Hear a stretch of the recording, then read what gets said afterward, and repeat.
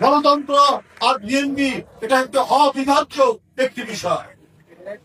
বহুদলীয় গণতন্ত্র আর জিয়াউর রহমান এবং খালেদা জিয়া এবং তারেক রহমান অবিভাজ্য একটি সম্পর্ক, এটাকে কখনোই খণ্ডিত করা যায় না। তাই গণতন্ত্রের প্রশ্নে এর সাথেও যেমন আপোষ করেনি, আর এটি ভয়ঙ্কর রক্তচোষা শেখ হাসিনার সাথেও আপোষ করেনি। বন্ধুরা, আমরা সেই প্রেরণা নিয়েই আমরা কাজ করেছি এবং সেই 7ই নভেম্বর চেতনায় আবার উজ্জীবিত হয়েছে।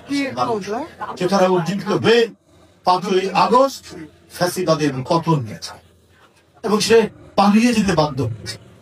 আর পলাতক যারা নেতা থাকেন তারা কিন্তু কখনোই স্বাভাবিক চিন্তা করতে পারেনি, কখনো সুস্থ চিন্তা করতে পারে না। তারা সবসময়ের জন্য সংযম চক্রান্ত করতে থাকে, নানা ধরনের দেশের অভ্যন্তরে সংঘাত করতে থাকে। তাই আমরা বারবার ডক্টর ইউনূস সাহেবকে বলেছি, আমাদের দল থেকে বলা হয়েছে আপনারা দোষর যারা আছে তাদের ব্যাপারে সতর্ক থাকুন।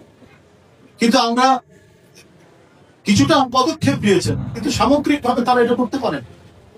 এখন 13 তারিখে দেখি তারা বাংলাদেশে কিছু একটা ঘটাবে আন্ডারগ্রাউন্ড থেকে, এবং ভারত থেকে নাকি এরকম নির্দেশ আসছে।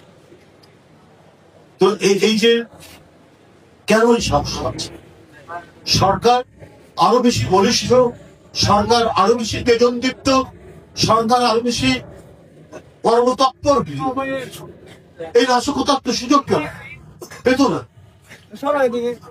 আজকে দোসররা নানাভাবেই তারা ঘাড়ে সর বসে আছে এই সরকারে, এই অন্তর্বর্তীকালীন সরকারকে সমস্ত গণতান্ত্রিক রাজনৈতিক দল যারা 16 বছর সংগ্রাম করেছে, রক্ত ঝরিয়েছে, গুম হয়েছে, বিচার বহির্ভূত হত্যার শিকার হয়েছে, তবুও মাথা নত করেনি সেই রাজনৈতিক দল বিএনপি।